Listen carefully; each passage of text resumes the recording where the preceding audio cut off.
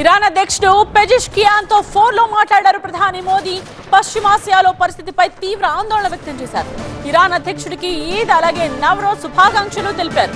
యుద్ధం తరువాత తొలిసారి పెజెష్కియాన్తో మాట్లాడారు మోదీ. ఇరాన్లో మౌలిక స్థావరాలపై దాడులను తీవ్రంగా ఖండించారు. హార్మోజ్ జలసంధి దగ్గర భారత నౌకలకు రక్షణ కల్పించాలని కోరారు. ఇరాన్లో భారతీయులకు రక్షణ కల్పించాలని విజ్ఞప్తి చేశారు.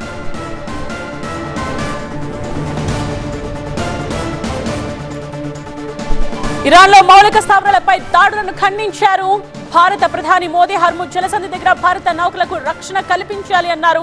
ఇరాన్ అధ్యక్షుడిని ఈ రకంగా విజ్ఞప్తి చేశారు మోదీ. ఇరాన్ అధ్యక్షుడు పెజెష్కియాన్తో ఫోన్లో మాట్లాడారు. పశ్చిమాసియాలో పరిస్థితిపై ఆందోళన వ్యక్తం చేశారు. అలాగే ఇరాన్ అధ్యక్షుడికి ఈద్ నవరోజ్ శుభాకాంక్షలు కూడా తెలిపారు. ఈ సందర్భంగా యుద్ధం తర్వాత తొలిసారి పెజెష్కియాన్తో మాట్లాడారు మోదీ. ఇరాన్లో మౌలిక స్థావరాలపై దాడులను తీవ్రంగా ఖండించారు ప్రధాని. హార్మోజ్ జలసంధి దగ్గర భారత నౌకలకు రక్షణ కల్పించాలని కూడా కోరారు. ఇరాన్లో భారతీయులకు రక్షణ కల్పించాలని విజ్ఞప్తి చేశారు ప్రధాని మోదీ. యుద్ధం అంతకంతకు తీవ్రతరం దాల్చుతోన్న ఈ సమయంలో ఇరాన్ అధ్యక్షుడు పెజెష్కియాన్తో ఫోన్లో మాట్లాడారు ప్రధాని మోదీ. పశ్చిమాసియాలో పరిస్థితిపై తీవ్ర ఆందోళన వ్యక్తం చేస్తూనే ఈద్ సందర్భంగా ఈద్ అలాగే నవరోజ్ శుభాకాంక్షలు కూడా ఇరాన్ అధ్యక్షుడికి తెలియజేశారు.